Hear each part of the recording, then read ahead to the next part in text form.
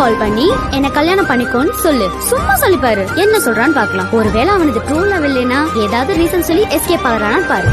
Hello Sri, உன்னை எனக்கு ரொம்ப பிடிச்சிருக்கு. இன்னைக்கே கல்யாணம் பண்ணிக்கணும். பண்ணிக்கலாமா?